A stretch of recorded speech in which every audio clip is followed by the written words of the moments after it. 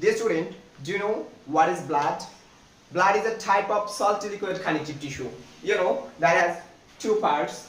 And first of all, plasma. Plasma means to colorless part of the blood, colorless liquid parts of the blood. It's called plasma. And second one is blood corpuscles. You know three kinds of blood corpuscles. First one is erythrocytes. Erythrocyte means to RBC. RBC means to red blood corpuscles. And second one is leukocytes. Leukocytes means to WBC. WBC means to white blood corpuscles. And third one is thrombocytes. Thrombocytes means to platelets. And some of the students pronounce it platelet. It's not true. It's not right. The right pronunciation is platelets.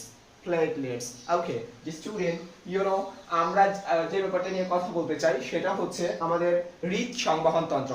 তোমরা জানো যে যে দেহের গঠন ও কাজের একত্রে কোষ বলে, আর কয়েকটি কোষ একত্রে কাজ করলে তাকে টিস্যু বলে, কয়েকটি টিস্যু একত্রে, আর রক্ত হচ্ছে এক প্রকার তরল যোজক টিস্যু, কয়েকটি টিস্যু একত্রে কাজ করলে তাকে অঙ্গ, কয়েকটি অঙ্গ একত্রে কাজ করলে তাকে তন্ত্র, আর কয়েকটি তন্ত্র একত্রে কাজ করলে তাকে দেহ বলে। তো আজকে আমরা যেটা নিয়ে ডিসকাস করবো সেটা হচ্ছে হৃদ সংবহন তন্ত্র। হৃদ সংবহন তন্ত্রের জন্য তিনটা জিনিস লাগবে। ফার্স্ট অফ অল রক্ত লাগবে, আর আমরা রক্ত নিয়ে পড়ছিলাম।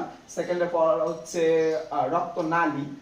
সেটা হচ্ছে রক্তনালীগুলোর মধ্যে রয়েছে ধমনী, যেটা দিয়ে হৃৎপিণ্ড থেকে সারা দেহে বিশুদ্ধ রক্ত যায়। আবার রয়েছে শিরা, যেটা দিয়ে আমাদের অবিশুদ্ধ রক্তগুলো আমাদের কোথায় প্রবেশ করে, বৃক্কে প্রবেশ করে।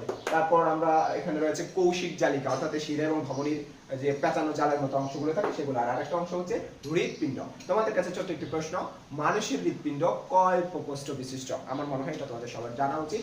সো আজকে এই ছিল আমাদের মোটামুটি অল্প একটু ব্লাড সংক্রান্ত পড়াশোনা। পরবর্তী ক্লাসটা আরো ভালো হবে এই প্রত্যাশায়। Take care.